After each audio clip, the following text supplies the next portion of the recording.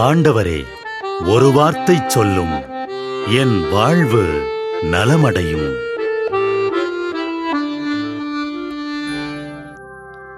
யோவான் 6:46. கடவுள் தாமே கற்றுத்தருவார் என்பதிலிருந்து தந்தையை எவராவது கண்டுள்ளார் என்று பொருள் கொள்ளக்கூடாது. கடவுளிடமிருந்து வந்துள்ளவர் மட்டுமே கடவுளை கண்டுள்ளார். கடவுள் உருவமற்றவர், ஆனால் இருப்பவர். அவரை யாருமே கண்டதில்லை, ஆனால் உணர்ந்தவர்கள் உண்டு. உருவமற்ற அவரை உள்ளத்தில்தான் வழிபட வேண்டும். உள்ளம் என்னும் கோவில் கதவை மூட எந்த வைரஸாலும் முடியாது.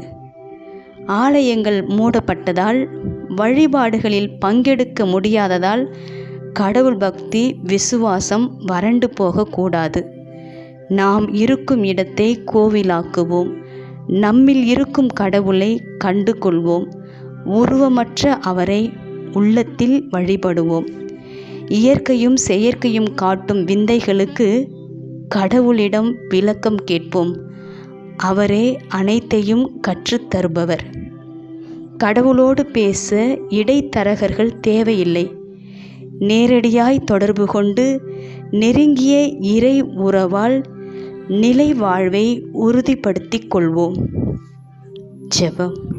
இயேசுவே, என்றும் சந்திக்காத சூழ்நிலை மாற்றமும் தொற்று நோயின் பதற்றமும் மனதை பாதிக்காது இருக்கவும், விசுவாசத்தில் தளர்ந்து போகாது இருக்கவும் உம் உடனிருப்பால் எங்களை உறுதிப்படுத்தும்.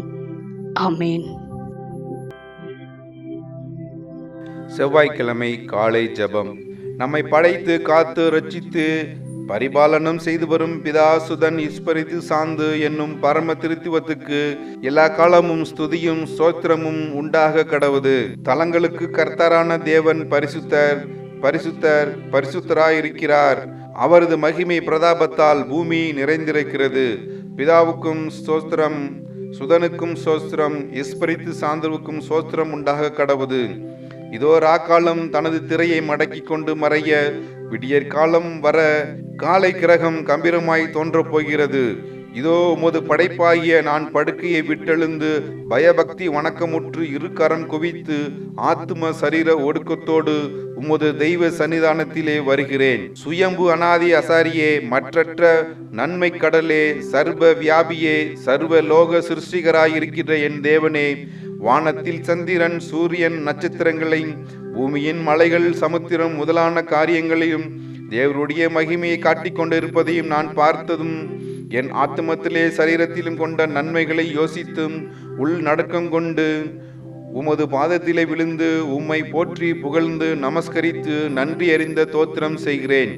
பரலோகத்தில் சமணசுகளும் அச்சிஷ்டவர்களும் உம்மை வாழ்த்தி சுதிக்கிறது போல நானும் செய்ய ஆசைப்படுகிறேன். இந்த நாளில் என்னை உலகத்தில் வைக்க சித்தமான கடவுளே, சகல பரிசுத்த தனத்திற்கும் ஊரணியே, உலகில் உமக்கு செய்யப்படும் பழிகளையும் சபங்களையும் கண்டு களி கூறுகிறேன். இரவையும் பகலையும் உண்டு பண்ணி இருளை விட்டு ஒளி பிறக்கிற சர்வேசுரா, நான் இன்று பாவங்களிலிருந்து விலகி பாச மாயைகளிலிருந்து விடுபட்டு எனக்கு நீர் தந்த ஆத்ம சரீர பலன்களால் கூடுமான மட்டும் நான் உம்மோடு ஐக்கியமாகி எனது நினைப்பு சித்தம் கிரியைகள் யாவற்றையும் உமக்கு ஒப்பு கொடுத்து உமது கற்பனைகளை பூரணமாய் அனுசரித்து உமக்கு இன்று நல்ல ஊழியம் செய்ய வெகு ஆசையாயிருக்கிறேன். அனித்தியமான காலத்தில் என் பொறிகளாலும் பசாசின் தந்திரங்களாலும் உலக மாயைகளாலும் நான் மோசம் போகாமல் உமது பிரகாச கதிரை தாராளமாய் எனக்கு தந்தரலும். இரவு போய் பகல் வந்தது போல் நான் உமது இஷ்ட பிரசாசத்தை கொண்டு பாவத்தை முழுவதும் விட்டு புண்ணிய பாதையில் நடக்க உமது ஒத்தாசையை கட்டளை செய்தருளும் சுவாமி. நீர் எனக்கு கொடுத்த தத்துவங்களை நான் காலத்தில் நன்றாய் பயிற்சி செய்து உம்மால் வரும் சாமர்த்தியத்தால் பரலோகம் வந்து சேர அனுக்கிரகம் செய்தருளும். எப்பொழுதும் கண்ணியே, தேவமாதாவே, பரலோக பூலோக ராக்கினியே, இந்த காலை நேரத்திலே மெத்த வணக்கத்துடனே இருங்கரம் குவித்து எனக்குள் ஒடுங்கி உமக்கு விசேஷ ஆராதனை செய்கிறேன்.